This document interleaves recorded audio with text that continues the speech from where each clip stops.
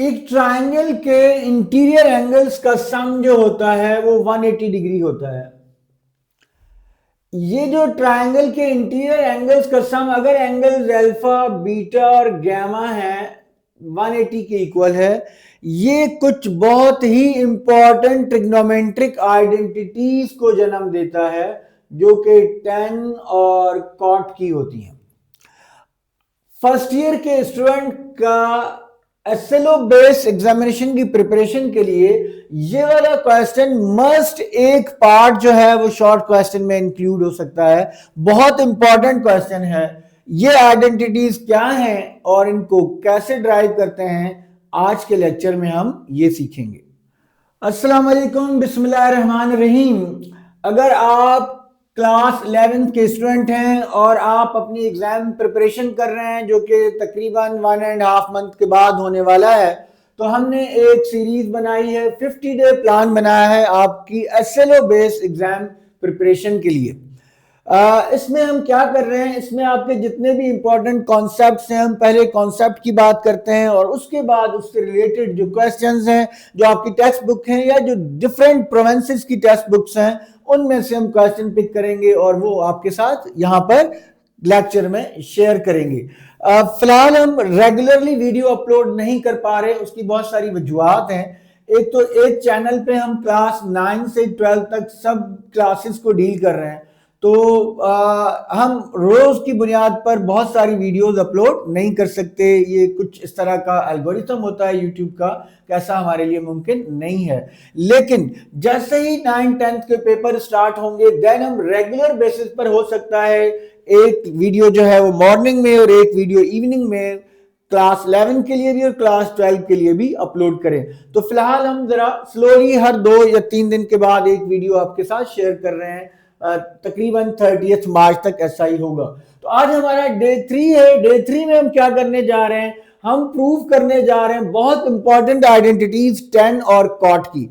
Given क्या होता है आपका, गिवन ये होता है कि अगर एक ट्रायंगल में अल्फा बीटा और गामा एक ट्रायंगल के एंगल्स हैं, समटाइम ये भी गिवन होता है कि alpha plus beta plus gamma equals to 180, then prove these identities. ये टोटल 6 आइडेंटिटीज बनती हैं बेटा, 3 cot की हैं और 3 जो है वो tan की हैं।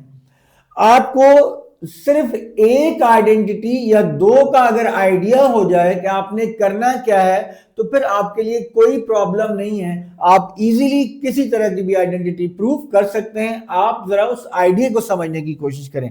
सबसे पहले स्टेप हम जाते हैं, हमें ये एक्सप्रेशन क्रिएट करना है। गिवन क्या है, गिवन यह है कि अल्फा बीटा और गामा एक ट्रायंगल के एंगल्स हैं। अगर ये गिवन है तो इस गिवन से हम रिकॉल करेंगे, अगर अल्फा बीटा और गामा एक ट्रायंगल के एंगल्स हैं तो इसका मतलब यह है कि इनका सम 180 डिग्री होगा। ये हमने रिकॉल किया है। अब हमें यहां तक पहुंचना है। यहां तक पहुंचने के लिए थिंकिंग प्रोसेस मेरा क्या होना चाहिए, जैसे ही ये मैंने देखा कि 3 एंगल्स का सम है और 180 के इक्वल है तो मेरे जहन में एक फार्मूला जो हमने पिछले क्लास में डिस्कस किया आना चाहिए कि tan अल्फा प्लस बीटा का हमें फार्मूला पता है, tan अल्फा प्लस बीटा का। तो अगर अल्फा प्लस बीटा एक साइड पे हो जाए या बीटा प्लस गामा एक साइड पे हो जाए, एक एंगल में शिफ्ट कर दूं राइट हैंड साइड पे, तो देन मैं tan अप्लाई कर दूं तो मैं शायद यहां तक पहुंच सकता हूं। अभी फिलहाल शायद वाली बात है, तो मैं एक एंगल को शिफ्ट कर देता हूं बच्चे, alpha plus beta equals to 180 minus gamma. ये हमने पहला स्टेप ले लिया। सेकंड स्टेप लेने में हमें ज्यादा नहीं सोचना पड़ेगा क्योंकि हमें tan रिक्वायर्ड है, तो जाहिर है हम बोथ साइड्स पे tan ऑपरेट कर देंगे। This is tan alpha plus beta equals to tan 180 minus gamma. ठीक है, so this is tan alpha plus beta का। अब आपको tan अल्फा प्लस बीटा का फार्मूला रिकॉल करना चाहिए। tan अल्फा प्लस बीटा का फार्मूला होता है tan alpha plus tan beta 1 minus tan alpha into tan beta. tan 180 minus gamma किसके इक्वल है, आप tan अल्फा माइनस बीटा का फार्मूला भी यूज कर सकते हैं। और अगर आपको अलाइड एंगल का कॉन्सेप्ट क्लियर है तो आप उसको भी यूज कर सकते हैं। अलाइड एंगल्स के कॉन्सेप्ट पे भी हम एक कंप्लीट लेक्चर जो है वो आपके साथ शेयर करेंगे, लेकिन वो एक्स्ट्रा लेक्चर होगा। लेकिन अलाइड एंगल के कॉन्सेप्ट से आपको बेनिफिट्स बहुत ज्यादा होते हैं। जो काम आप बहुत ज्यादा टाइम में करते हैं वो विद इन सेकेंड्स आप कर लेते हैं। वेरी सून, 1-2 दिनों में वो लेक्चर हम आपके साथ बोर्ड पे शेयर करेंगे, लेकिन फिलहाल मैं इसको फार्मूला की मदद से कर रहा हूँ। फार्मूला जैसे यहाँ मैंने tan अल्फा प्लस बीटा का फार्मूला लगाया, यहाँ मैंने tan अल्फा माइनस बीटा का फार्मूला लगाऊंगा। tan 180 minus tan gamma 1 plus tan 180 into tan gamma. tan alpha plus beta और माइनस के बीटा के फार्मूला में फर्क ये होता है कि अल्फा प्लस बीटा में न्यूमरेटर में दो टर्म्स के बीच में प्लस होता है और डिनोमिनेटर में माइनस, यहाँ माइनस होता है और यहाँ प्लस। tan 180 हमें पता है कि tan 180 0 के इक्वल होता है, सो tan 180 इज इक्वल्स टू 0। इसका मतलब यह है कि आपके पास जो लेफ्ट हैंड साइड है वहां पर रह गया है tan alpha plus tan beta divided by 1 minus tan alpha into tan beta, और राइट हैंड साइड पर आपके पास ये तो हो गया 0, 0 माइनस tan गैमा, तो आपके पास रह गया है tan गैमा। और डिनोमिनेटर में this is 0, 0 multiplied by tan gamma 0 and 1 plus 0 is 1, ये 1 रहेगा। अब हमें कुछ ना कुछ फॉर्म नजर आ रही है कि हम वहां तक पहुंच सकते हैं। अब हम इसको क्रॉस मल्टीप्लाई करेंगे और क्रॉस मल्टीप्लाई करने के बाद हम अगर अपनी राइट हैंड साइड देखें क्या रिक्वायर्ड है, इसमें थोड़ी करेक्शन की हमने 180 लिखा हुआ था, एक्चुअली हमें इसको इसके इक्वल प्रूव करना है। तो अब अगर हम इसको क्रॉस मल्टीप्लाई करें this into this and this into this, so 1 multiplied by this is tan alpha plus tan beta, और जब इसको इसके साथ मल्टीप्लाई करेंगे तो माइनस tan गैमा को 1 से मल्टीप्लाई करेंगे, this is minus tan gamma, और माइनस tan गैमा को माइनस साइन के साथ मल्टीप्लाई करेंगे, माइनस माइनस प्लस, और देन tan गैमा इनके साथ मल्टीप्लाई होगा तो ये आपके पास आ जाएगा tan alpha tan beta and tan gamma. तो अब आप देखिए हम तकरीबन प्रूफ पे पहुंच गए। माइनस tan गैमा वाली टर्म को हम लेफ्ट हैंड साइड पे शिफ्ट कर दें, tan alpha plus tan beta plus tan gamma is equals to product of tan alpha tan beta and tan gamma. तो बड़ी आसानी से आपने इसको प्रूव कर लिया। बुनियादी बात क्या थी कि आपको ट्रायंगल के एंगल्स का सम क्लियर होना चाहिए। समटाइम्स ये गिवन होता है, समटाइम्स ये नहीं बताया गया होता है, सिर्फ ये गिवन होता है कि अल्फा बीटा गैमा ट्रायंगल के एंगल्स हैं। देन आपको ये कॉन्सेप्ट होना चाहिए कि अगर दो एंगल्स हो तो आप tan ऑपरेट करके उसके फार्मूला लगाकर अपने रिजल्ट तक पहुंच सकते हैं। अब बच्चे अगर tan के बजाय यहाँ cot होता या cot होता तो आप बोथ साइड्स पे cot अप्लाई कर देते, ठीक है। तो एक तो ये इस तरह के क्वेश्चंस हैं। एक इसी क्वेश्चन में हम दूसरा क्वेश्चन cot वाला भी आपके साथ शेयर कर लेते हैं कि cot की सिचुएशन में क्या होगा। आप ये नोट कर लीजिए इसी क्वेश्चन को। अब जो इसका सेकंड पार्ट हो सकता है वो है cot alpha by 2 prove that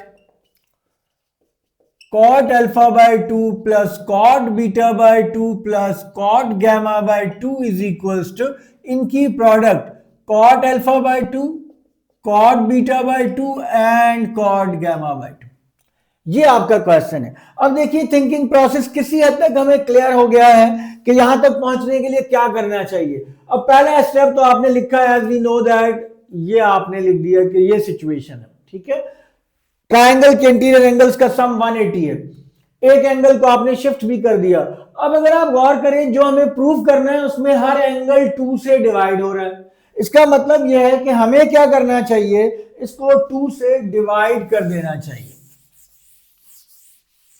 क्या करना चाहिए, हमें 2 से डिवाइड कर देना चाहिए। जब आप 2 से डिवाइड करेंगे इसको तो ये बन जाएगा दिस इज डिवाइडेड बाय 2, तो this is alpha by 2 plus beta by 2। 180 को 2 से डिवाइड कीजिए 90 एंड माइनस गैमा बाय 2, ठीक है। अब आप इस पे बोथ साइड्स पे cot अप्लाई कर दीजिए। जब आप cot अप्लाई करेंगे, क्योंकि हमें cot रिक्वायर्ड है तो cot ऑपरेट कर देंगे, cot alpha by 2 plus beta by 2 is equals to cot 90 minus gamma by 2, ठीक है। तो अब आप cot का फॉर्मूला ओपन कर दीजिए, cot अल्फा प्लस बीटा का। अब यहां पर जो है वो डिपेंड करता है कि आपको cot के फॉर्मूलाज पता है या नहीं पता। फॉर एग्जांपल आपको cot का फॉर्मूला नहीं पता, आपको cot alpha by alpha plus beta का फार्मूला नहीं याद, जाहिर इतने ज्यादा फार्मूलाज हम याद नहीं कर सकते, तो आप थोड़े से स्टेप्स ज्यादा होंगे, लेकिन अगर फार्मूला नहीं याद तो वो तरीका बेहतर अंदाज है। वो क्या है, आप कॉट को टेन में कन्वर्ट करने, आपको पता है कि कॉट थीटा 1/10 थीटा के इक्वल होता है। इसका मतलब है ये इक्वल हो जाएगा 1/10 alpha by 2 plus beta by 2 is equals to 1/10 90 minus gamma by 2।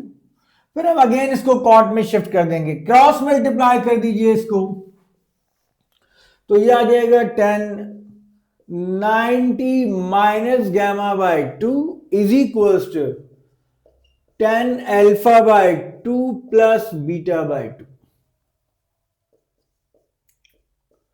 अब आप राइट हैंड साइड को ओपन कर दें फार्मूला के साथ। 10 अल्फा प्लस बीटा का फार्मूला हमें पता है, 10 अल्फा प्लस बीटा का फार्मूला है 10 अल्फा प्लस 10 beta divided by 1 minus 10 alpha into 10 beta.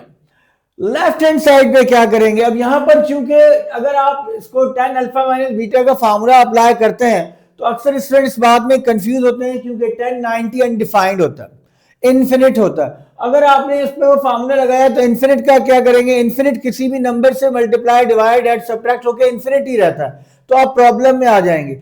इसलिए बेहतर यह है कि यहां पर आप एक आइडेंटिटी यूज करें। कौन सी आइडेंटिटी यूज करें, हमें पता है कि 10 90 माइनस थीटा कॉट थीटा के इक्वल होता है। ये आइडेंटिटी को मैं यहां पे मेंशन कर रहा हूं। क्या पता है हमें कि 10 90 माइनस थीटा जो है वो कॉट थीटा के इक्वल होता है। 10 90 माइनस थीटा किसके इक्वल होता है, कॉट थीटा के। तो ये 10 90 माइनस ये आपका एंगल है गामा बाय 2, तो ये इक्वल हो जाएगा कॉट गामा बाय 2 के। इसके नीचे आप 1 लगा दीजिए एज अ डिनोमिनेटर, और देन हम इसको फिलहाल ये cot gamma by 2 and divided by 1। अब लेफ्ट हैंड साइड पे तो कॉट है, राइट हैंड साइड पे सारे 10 हैं, जबकि जो हमें रिक्वायर्ड है वो सारे के सारे कॉट हैं। तो अब हमें क्या करना चाहिए, आप 10 को कॉट में कन्वर्ट कर दें। मैं फिर बता दूं आपको, देखिए ये कैलकुलेशन लेंथी तो है, लेकिन नंबर ऑफ फार्मूलाज आप इतने ज्यादा मेमोराइज या अंडरस्टैंड उनको याद रखना जरा मुश्किल काम होता है। इसलिए आपको 10 का फार्मूला तो याद है, अमूमन स्टूडेंट्स को कॉट के फार्मूला याद नहीं होते। अगर आपको याद है कॉट अल्फा प्लस बीटा और कॉट अल्फा माइनस बीटा का, तो आप डायरेक्ट वो फार्मूला यूज करें, आप निस्बतन जल्दी अपने रिजल्ट तक पहुंच जाएंगे। लेकिन जिनको नहीं पता उनके लिए ये मैं सॉल्व कर रहा हूं कि उनको क्या करना चाहिए। उन्होंने कॉट को कन्वर्ट किया 10 में, क्रॉस मल्टीप्लाई किया, 10 अल्फा प्लस बीटा का फार्मूला अप्लाई किया और 10 90 माइनस थीटा की आइडेंटिटी यूज कर यहां तक पहुंच गए। तो this is cot gamma by 2। यहां पे क्या है, आप 10 हमें पता है 10 कॉट के इक्वल होता है, इनको आप कन्वर्ट कर दीजिए। This is 1 over cot alpha by 2 plus 1 over cot beta by 2 divided by 1 over 1 minus cot alpha by 2 1 over cot alpha by 2 into cot beta by 2। LCM ले लीजिए। जब आप न्यूमरेटर में एलसीएम लेंगे तो न्यूमरेटर में आपका एलसीएम आ गया cot alpha by 2 and cot beta by 2। तो cot alpha by 2 cot beta by 2, this is 1 into cot beta by 2, this is cot beta by 2 plus cot alpha by 2। और यहां पर भी एलसीएम ले लिया आपने cot alpha by 2 into cot beta by 2। So this is 1 है तो ये डायरेक्ट 1 से मल्टीप्लाई हो जाएगा, तो आपके पास आ जाएगा cot alpha by 2 and cot beta by 2। cot alpha by 2 cot beta by 2, और ये सेम एक्सप्रेशन है, ये एक्सप्रेशन और ये एक्सप्रेशन, तो यहां आ जाएगा -1, और ये क्या है cot gamma by 2 divided by 1। अगर आप गौर करें तो ये जो फ्रैक्शन है जो डिवाइड हो रहा है, ये वाला डिनोमिनेटर और ये वाला डिनोमिनेटर सेम है, ये इसके साथ कैंसिल हो गया, तो आपके पास मजीद सिंप्लीफाई होकर एक एक्सप्रेशन आ गया। उसको क्रॉस मल्टीप्लाई करेंगे तो आप अपने रिजल्ट तक पहुंच जाएंगे। ये आपने यकीनन नोट कर लिया, अगर नहीं किया तो इसको आप नोट कर लीजिए। मैं इसको इरेज करके तो इसके जो 2 स्टेप्स रह गए वो भी हम कर देते हैं।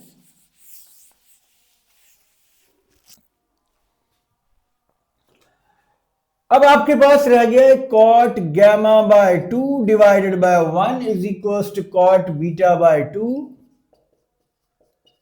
Plus cot alpha by 2 divided by cot alpha by 2 cot beta by 2 -1। Cross multiply कर दीजिए इनको बेटा। जब आप क्रॉस मल्टीप्लाई करेंगे कॉट गैमा बाय 2 इनके साथ जब मल्टीप्लाई होगा तो this is cot alpha by 2 cot beta by 2 cot gamma by 2। Cot gamma by 2 जब -1 के साथ मल्टीप्लाई होगा तो this is minus cot gamma by 2 is equals to what. ये क्या है, इनको भी आपने क्रॉस मल्टीप्लाई किया, रीअरेंज करके लिख दें cot alpha by 2 plus cot beta by 2। ये माइनस वाली टर्म आप राइट हैंड साइड पे मूव कर दें तो आप अपने रिजल्ट पे पहुंच गए cot alpha by 2 cot beta by 2 cot gamma by 2 is equals to cot alpha by 2 plus cot beta by 2 plus cot gamma by 2 and this is your desired result, required result, और ये prove हो।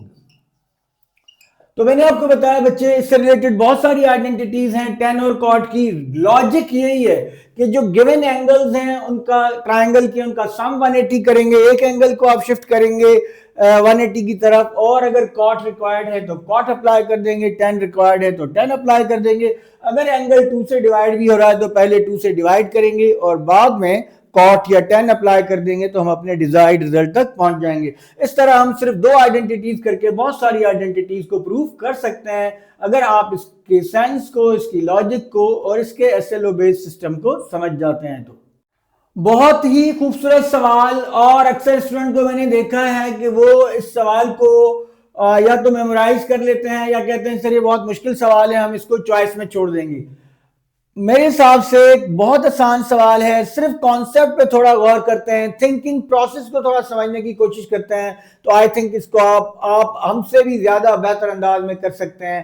थोड़ी सी जो logic है उसको discuss करते हैं आपके साथ, आप भी गौर कीजिएगा जरा। देखिए क्वेश्चन ये है कि ये एक एक्सप्रेशन है, इस ट्रिग्नोमेट्रिक एक्सप्रेशन को हमने इस एक्सप्रेशन में कन्वर्ट करना है। जो गिवन एक्सप्रेशन है इसमें 2 टर्म्स हैं, जिस एक्सप्रेशन में कन्वर्ट करना है वो सिंगल टर्म एक्सप्रेशन है। इसका मतलब यह है 2 टर्म ट्रिग्नोमेट्रिक एक्सप्रेशन को सिंगल टर्म ट्रिग्नोमेट्रिक एक्सप्रेशन में कन्वर्ट करना है। तो अगर आपको याद हो तो हमने इनिशियली कुछ क्वेश्चंस किए जिसमें हमारे पास कुछ इस तरह के एक्सप्रेशन से, for example sin x cos y minus cos x sin y। तो ये 2 टर्म ट्रिग्नोमेट्रिक एक्सप्रेशन है, इसका सिंगल टर्म का एक्सप्रेशन आपने सीखा कि ये इक्वल होता है sin x माइनस y के। तो देखिए ये एक्सप्रेशन इसमें कन्वर्ट हो गया सिंगल टर्म में। लेकिन प्रॉब्लम यह है कि ये जो एक्सप्रेशन है इसके दोनों टर्म्स में साइन भी है कॉस भी है, यहाँ कॉस भी है और साइन भी है, यहाँ पे ऐसा नहीं है। तो जो पहली हमें प्रोसेस हमारे जहन में आना चाहिए वो ये कि किस तरह हम ऐसा क्या करें कि ये एक्सप्रेशन भी कुछ ऐसा बन जाए, साइन के साथ कॉस आ जाए, कॉस के साथ साइन आ जाए। अच्छा, अगर साइन के साथ कॉस और कॉस के साथ साइन आए तो फिर क्या नहीं होना चाहिए? ये जो कोएफिशिएंट्स है ना बेटा, ये नहीं होने चाहिए। तो अब इसका मतलब है थोड़ा बहुत हमें आइडिया हुआ कि अगर हम इन कोएफिशिएंट्स को रिप्लेस कर दें इस वाली लॉजिक के साथ तो देन हम सिंगल एक्सप्रेशन की तरफ मूव कर सकते हैं। तो यहां पर आप क्या करेंगे कि आप लेट करेंगे साइन के साथ कॉस चाहिए, आपने लिखा है 12 is equals to r cos phi. अब आप कह सकते हैं सर एंगल फाई क्यों? फाई इसलिए कि जो आपको सिंगल टर्म एक्सप्रेशन चाहिए उसमें साइन थीटा प्लस फाई है, थीटा पहले ही गिवन था, फाई जो है वो ग्रीक अल्फाबेट है, एंगल्स की रिप्रेजेंटेशन के लिए यूज होता है, PHI फाई। तो ये आपने इसको लेट कर लिया, इसको आप इक्वेशन 1 कह दें। दूसरा सवाल आप ये कह सकते हैं कि सर इसमें आर कहां से आ गया? बेटा ये जो ट्रिग्नोमेट्रिक फंक्शंस होते हैं ये सर्कुलर फंक्शंस होते हैं, उम्मूमन इसको सर्कल को लेट करके आपको सिखाया जाता है। तो ये अगर एक सर्कल है, ये इसका रेडियस r है और ये पॉइंट है, इसके कोऑर्डिनेट्स x और y हैं। अगर आप यहां से ये परपेंडिकुलर ड्रॉप करें और ये एंगल अगर थीटा बन रहा है, मैं आपको जस्ट कॉन्सेप्ट देने के लिए क्विकली बता रहा हूं, ये आपको पता है horizontal distance x, vertical distance y। अगर आपको राइट एंगल ट्रायंगल के ट्रिग्नोमेट्रिक रेशियोज जो कि हमने प्रीवियस क्लास में आपको डे 1 में बताए भी हैं वो आपको क्लियर है, तो आप इजीली लिख सकते हैं कि cos theta is equals to x by r। इसका मतलब है x इज equals to r cos theta and y is equals to and sin theta is equals to y by r, y is equals to r sin theta. ठीक है, तो ये r हमने असल में यहां से लिया है। तो जब भी ट्रिग्नोमेट्रिक फंक्शंस को आप अगर इंट्रोड्यूस करवा रहे हो तो आप इस तरह उनके साथ r जरूर यूज करते हैं, इस बात को आप ध्यान में रखें। तो ये हमने लिया, इसके साथ cos इंट्रोड्यूस करवा दिया, इसके साथ sin चाहिए। अच्छा, एक और भी मसला है जो आपको रिक्वायर्ड है, sin थीटा प्लस फाई है। अब sin अल्फा प्लस बीटा का फार्मूला तब क्रिएट होता है जब यहां पर आपके पास प्लस का साइन हो। इसका मतलब यह है कि आपने जो 5 लेना है वो 5 नहीं, बल्कि आपने, अगर आप यूं कर लें तो ज्यादा बेहतर है, इसको पहले लिख लीजिए इस तरीके से 12 sign theta plus minus 5 cos theta, ये आपने लिख लिया। अब आपको इसका एक्सप्रेशन चाहिए, तो अब आप -5 को इक्वल लेंगे, अगर नेगेटिव नंबर हो तो इस तरीके से करना है r sin 5, इसको आप इक्वेशन नंबर 2 कह दीजिए। तकरीबन हम 50% काम कर चुके। ठीक है, अब ये वाली वैल्यूज आप जाके यहां पर रिप्लेस कर दें। अच्छा, एक और बात भी हो सकती है, अगर कोएफिशिएंट ना गिवन हो, कोई नंबर ना हो, तो आपको पता है कि हर वेरिएबल का कोएफिशिएंट जो है, अगर ट्रिग्नोमेट्रिक रेशियो है तो उसका कोएफिशिएंट 1 होगा, तो वो तब आपने 1 equals to r and 1 equals to this करना है। अगर माइनस साइन है तो -1 करना है। अब हम ये वैल्यूज अगर इस एक्सप्रेशन में रिप्लेस कर दें तो हमारा एक्सप्रेशन सिंगल एक्सप्रेशन में कन्वर्ट हो जाएगा। 12 sine theta -5 cos theta. Step by step आपने तरीके से करना है इसको। आप 12 की वैल्यू रिप्लेस कर दें बेटा, 12 है r cos 5, तो ये हो गया r cos 5 sign theta plus, ये प्लस है आपने प्लस लगाया, -5 जो है इसको हमने इस तरीके से लिखा हुआ है प्लस -5, -5 जो है वो इक्वल है r sin 5, r sin 5 and cos theta. इस पूरे में क्या चीज कॉमन है? r कॉमन है, r आपने कॉमन ले लिया, इसको आपने रीअरेंज कर दिया, sin theta cos 5 plus cos theta sin 5। तकरीबन हम पहुंच गए हैं अपनी डेस्टिनेशन पे, और ये हमें पता है कि sine alpha cos beta plus cos alpha sign beta ये सिंगल एक्सप्रेशन में कन्वर्ट हो जाता है आसानी से। तो ये हो गया r साइन थीटा प्लस 5। इसका मतलब ये जो 2 टर्म एक्सप्रेशन था उसको हमने सिंगल टर्म एक्सप्रेशन में कन्वर्ट कर दिया। एक्सप्रेशन क्या था? 12 sign theta plus minus, this is -5 cos theta, इसको हमने single term expression r sign theta plus 5 में कन्वर्ट कर लिया। अब इशू ये है, एक बात अभी भी रहती है, वो ये कि r क्या होगा, r की वैल्यू क्या होनी चाहिए और फाई की वैल्यू क्या होनी चाहिए, ये हमने कहां से मिलेंगी ये वैल्यूज, इसका थिंकिंग प्रोसेस क्या होगा। देखिए, हमेशा जो रिक्वायर्ड होता है ना वो गिवन से मिलता है, तो गिवन की तरफ हमें सोचना चाहिए कि वहां से रिक्वायर्ड कैसे हम हासिल करेंगे। हमें नजर आ रहा है ये 2 इक्वेशन नजर आ रही हैं, इन दोनों में r नजर आ रहा है, यहाँ कॉस है यहाँ साइन है, तो हमारे जहन ने फौरन हमारे जहन को रिकॉल करना चाहिए। क्या रिकॉल करना चाहिए कि sine square plus cos square 1 होता है, उससे हमें r स्क्वायर मिल सकता है। तो आपने क्या करना है, square and add equation 1 and 2, square and add equation 1 and 2, 1 and 2 का स्क्वायर करके ऐड कर दीजिए, तो ये हो गया बेटा r square cos square 5 plus r square sine square 5 is equals to 12 का स्क्वायर 144 माइनस 5 का स्क्वायर 25, दिस इज 169, और यहां से r स्क्वायर आप कॉमन ले लीजिए, तो cos square 5 plus sign square 5, ये हमें पता है 1 के इक्वल होता है। इसका मतलब ये है कि r square into 1 is equals to 169। Take square root on both sides, तो r स्क्वायर इक्वल्स टू 169 का square root, r is equals to 13। r चूंकि मैंने आपको बताया ये ट्रिग्नोमेट्रिक फंक्शंस जो है सर्कुलर फंक्शंस होते हैं, r इनके रेडियस को रिप्रेजेंट करता है, that's why don't place plus minus here. r की वैल्यू क्या होगी, रेडियस नेगेटिव नहीं हो सकता, पॉजिटिव होता है बेटा, तो r क्या होगा 13। r तो हमें मिल गया, r की वैल्यू हमने यहां रिप्लेस कर दिया। फाई क्या होगा, फाई कैसे फाइंड आउट करें? अगेन देखिए, इन दोनों को अगर आप डिवाइड कर दें, 2 और 1 को divide equation 2 and 1, so r sin 5 divided by r cos phi is equals to minus 5 by 12.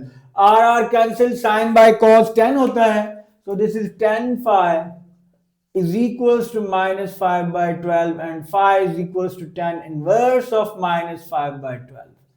इसका मतलब यह है कि जो एक्सप्रेशन 2 है फाइनली एक्सप्रेशन 2 जो है वो क्या बन गया, r जो है वो है 13 साइन थीटा प्लस आप फाई की वैल्यू रिप्लेस कर दीजिए, इसका इनवर्स फाइंड आउट करने की बिल्कुल भी जरूरत नहीं है, 10 inverse of minus 5 by 12.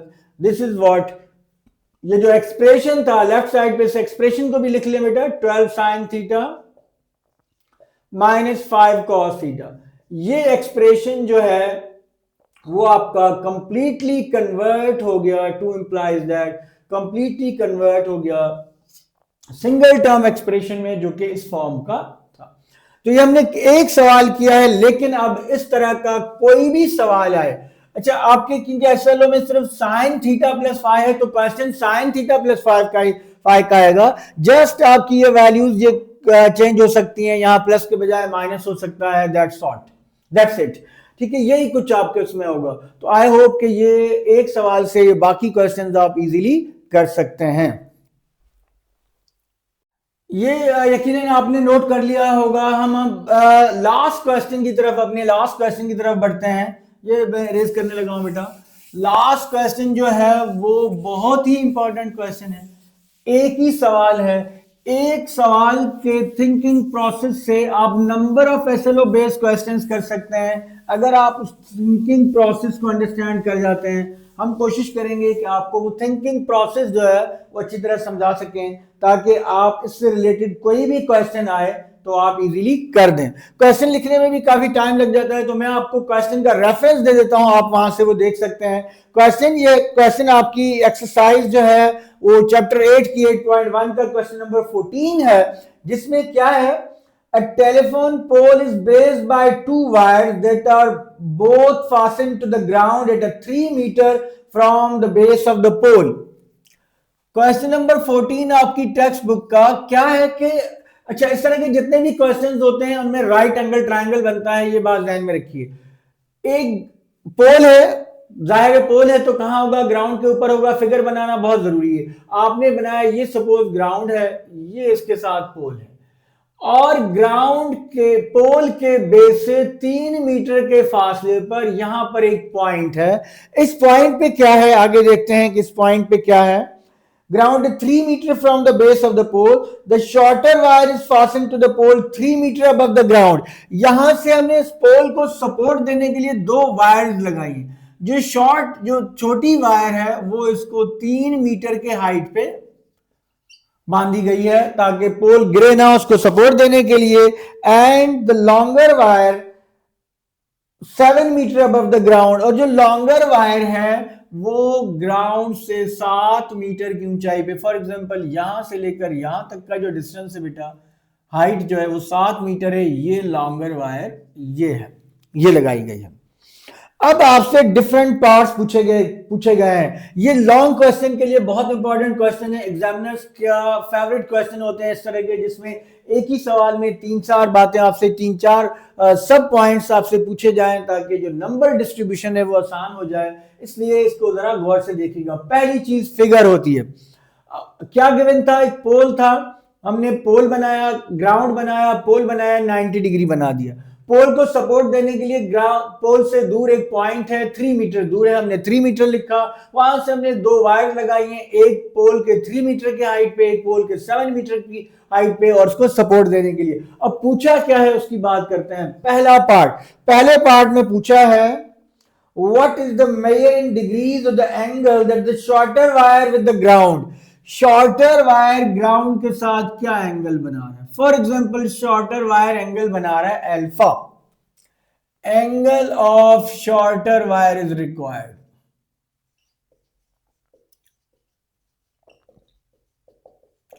Shorter wire का एंगल चाहिए. शॉर्टर वायर के एंगल को हमने अल्फा कह दिया, ये एंगल हमें रिक्वायर्ड है. तो अगर हम इन पॉइंट्स की नेमिंग कर दें, बहुत जरूरी है, आपके लिए आसानी हो जाता है. इस पॉइंट को आप ए कह दीजिए, इस पॉइंट को आप बी कह दीजिए, इस पॉइंट को आप सी कह दीजिए, और इस पॉइंट को आप डी कह दीजिए। अगर आप गौर करें तो इस फिगर में आपके पास दो राइट एंगल ट्राइंगल्स बन रहे हैं, एक ए बी डी और एक ए बी सी। जो A B C right angle triangle है वो शॉर्टर वायर क्रिएट कर रहा है और जो A B D right angle triangle है वो लॉन्गर वायर क्रिएट कर रहा है। मुझे चूंकि एंगल ऑफ शॉर्टर वायर चाहिए जिसको मैंने अल्फा से रिप्रेजेंट किया है और अल्फा की वैल्यू हमें फाइंड आउट करनी है। एंगल के अपोजिट परपेंडिकुलर होता है, एंगल के एडजेसेंट बेस होता है। अगर आपको परपेंडिकुलर और बेस गिवन है और एंगल आपको रिक्वायर्ड है तो आपने इस राइट एंगल ट्राइंगल को कंसीडर कर लेना है in right angle triangle. Right angle triangle को लिखने का मेथड, एंगल का सिंबल बनाया, आरटी लिखा, एंगल ट्राइंगल एबीसी। क्या नाम है राइट एंगल ट्राइंगल का? एबीसी। वो कौन सा ट्रिग्नोमेट्रिक रेशियो है जो आपके इन गिवन साइड्स को कवर करता है, दैट मींस परपेंडिकुलर और हाइपोटेन्यूज को इंक्लूड करता है, वो है tan थीटा। तो आप लिखेंगे tan अल्फा, एंगल आपका चूंकि अल्फा है, tan alpha is equal to what? Perpendicular by base. So tan alpha is equals to 3 by 3. This is tan alpha is equals to 1. Operate tan inverse on both sides. दोनों तरफ tan inverse operate कर दें. Tan inverse tan alpha and tan inverse of 1. This is cancel. So 1 जो है tan की value किस angle पे होती है, वो जो आपको हमने लेक्चर नंबर 1 में, डे 1 में एग्जैक्ट एंगल्स की वैल्यूज फाइंड आउट करना सिखाई। वहां से आपको अब कैलकुलेटर की जरूरत नहीं होनी चाहिए, लेकिन अगर नहीं पता तो आप कैलकुलेटर से tan inverse of 1 find out करेंगे तो आपको मिल जाएगा 45 डिग्री। इसका मतलब है एक पार्ट हमने कर लिया, वो हमने एंगल फाइंड आउट कर लिया, that is 45 degree. Second part में वो ये कह रहे हैं कि let theta be the measure of angle that the longer wire meets the ground. Theta वो एंगल है जो लॉन्गर वायर, ये वाली वायर जो है वो ग्राउंड के साथ बना रही है। This angle is theta, this angle is theta. जो लॉन्गर वायर एंगल बना रही है वो थीटा है। अगर ये एंगल थीटा है तो सवाल ये है कि find cos theta and sine theta. क्या फाइंड करना है सेकंड पार्ट में? सेकंड पार्ट में ये फाइंड करना है कि find cos theta and sine theta. तो हमें पता है कि किसी भी राइट एंगल ट्राइंगल में cos थीटा होता है base over hypotenuse, sin theta होता है परपेंडिकुलर ओवर हाइपोटेन्यूज। अगर ऐसा है तो हम इजीली जो है ये चूंकि A B D right angle triangle है तो आप लिखेंगे consider right angle triangle A B D, triangle A B D. अब आपको अगर परपेंडिकुलर और बेस पता है तो 90 के अपोजिट वाली साइड हाइपोटेन्यूज होती है। पाइथागोरस थ्योरम आपको पता ही है, तो आप लिखेंगे by Pythagoras theorem hypotenuse square is equals to perpendicular square plus base square. तो आप इजीली जो है हाइपोटेन्यूज तो आपको रिक्वायर्ड है, तो हाइपोटेन्यूज हमें चाहिए परपेंडिकुलर 3, परपेंडिकुलर है 7। इस ट्राइंगल ए बी डी में परपेंडिकुलर क्या है? 7। इस बात का ख्याल रखना है कि ट्राइंगल ए बी डी में परपेंडिकुलर यहां से लेकर यहां तक की हाइट है 3, तो जस्ट ये वाली हाइट थी तो 7 है, तो it means 7 square that is 49, base 3 है that is 3 square that is 9 and this is 58। और अगर आप स्क्वायर रूट ले लेंगे बोथ साइड्स पे, take square root on both sides, so hypotenuse square is equals to square root of 58। ये cancel और hypotenuse की वैल्यू आ गई स्क्वायर रूट ऑफ 58। तो हमें हाइपोटेन्यूज भी पता चल गया। अगर हमें हाइपोटेन्यूज मिल गया तो हम आसानी से साइन और कॉस फाइंड आउट कर सकते हैं। आई होप कि ये फर्स्ट पार्ट आपने नोट कर लिया होगा, अगर नहीं तो इसको कर लीजिए। अच्छा जी, अब अगर हम देखें तो हमें साइन थीटा फाइंड आउट करना है और कॉस थीटा फाइंड आउट करना है। साइन थीटा कैसे हम फाइंड आउट कर सकते हैं? सेकंड पार्ट में हमें पता है कि साइन थीटा होगा परपेंडिकुलर बाय हाइपोटेन्यूज।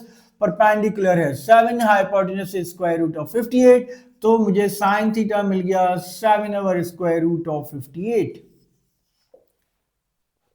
फिर देन मुझे कॉस थीटा भी चाहिए, तो कॉस थीटा जो है वो बेस ओवर हाइपोटेन्यूज, बेस है 3, हाइपोटेन्यूज से स्क्वायर रूट ऑफ 58, तो ये हमें बेस भी मिल गया। एक और बात मैं आपसे करता चलूं कि अक्सर मैं देखता हूं स्टूडेंट कहते हैं सर हमने सॉल्व किया है और हमने 2 दफा चेक किया है लेकिन बुक में ये आंसर नहीं है।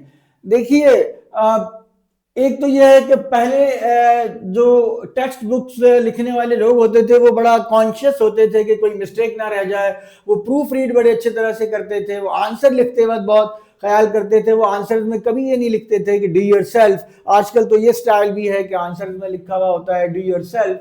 सो दैट्स व्हाई डोंट सिर्फ आंसर्स पे बिलीव ना करें। मैथमेटिक्स आंसर्स की मैथमेटिक्स नहीं होती। आप अपने ऊपर, अपने किए हुए, अपनी कैलकुलेशन के ऊपर यकीन रखें। हाँ, अगर आपको कोई डाउट है आप एक दफा कैलकुलेशन जरूर चेक कर लीजिए, लेकिन जब आप श्योर हो जाएं तो then no need to worried about answers क्या हैं और आपने क्या फाइंड आउट किया है। तो आपने साइन फाइंड आउट कर लिया, आपने कॉस फाइंड आउट कर लिया। अगर हम थर्ड पार्ट देखें तो थर्ड पार्ट में कहा जा रहा है कि find the cosine of angle between the wires.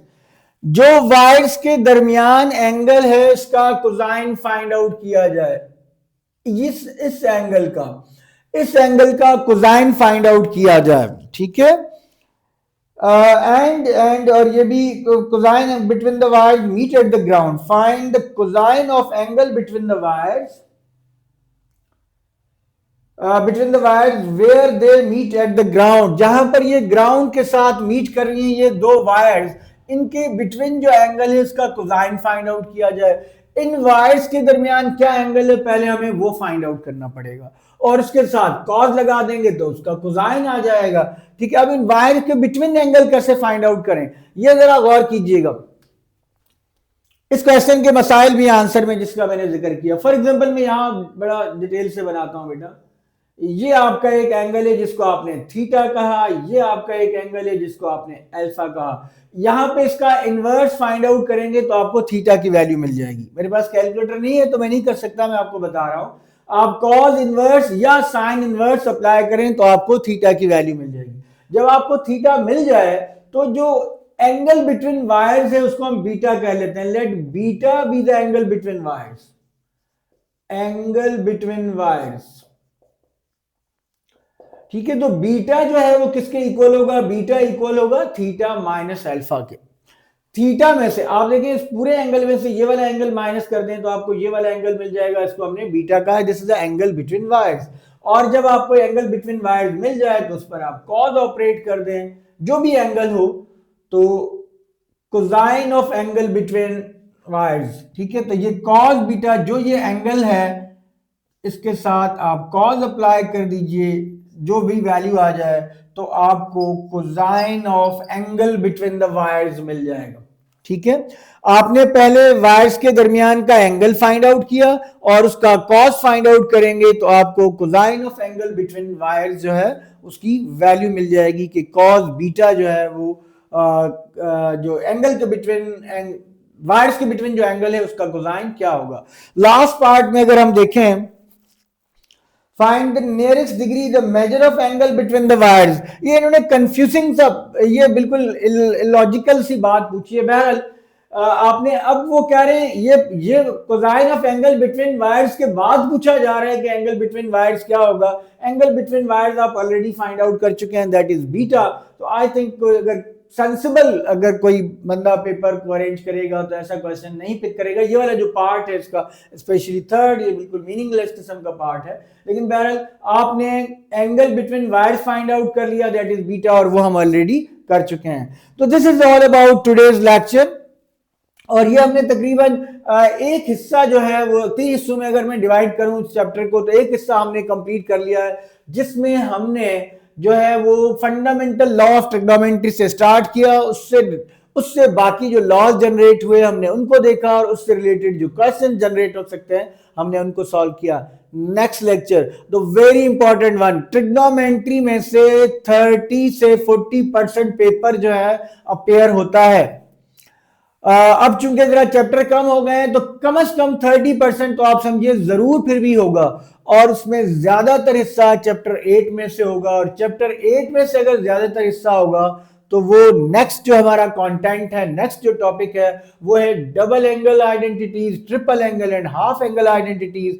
उनको कैसे सॉल्व करते हैं, कैसे प्रूव करते हैं, ये हम देखेंगे हमारे डे 4 में। टिल देन अल्लाह हाफिज।